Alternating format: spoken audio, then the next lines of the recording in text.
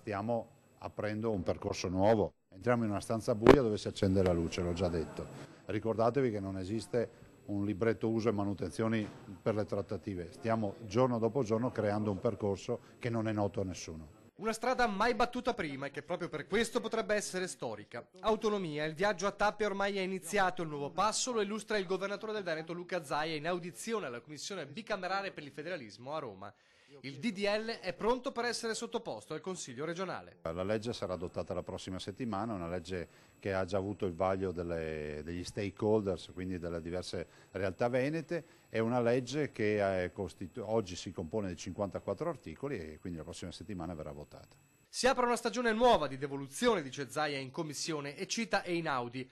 Ha detto che a ogni territorio sarebbe stata data la giusta autonomia e questo noi vogliamo fare. Andiamo al tavolo, ci andiamo con il sorriso in bocca, senza cercare la rissa, guardate, noi non cerchiamo la rissa ma cerchiamo di portare a casa, soprattutto visti i risultati del referendum, con le 23 materie, le 20 più le 3 a legislazione esclusiva. Il nostro progetto è diverso dalla Catalogna, se avessimo voluto la sussidiarietà, allora in quel caso avremmo chiesto la secessione, ma non è così, ribadisce e continua. Spero vivamente che tutte le forze politiche diano il mandato a trattare perché io qui non rappresento un partito, ma i veneti. È difficile pensare che il sottoscritto, nel momento in cui va al tavolo delle trattative, ci vada a rappresentare una parte politica. Io non conosco un partito, non solo in Veneto ma anche in Italia, che valga il 57%.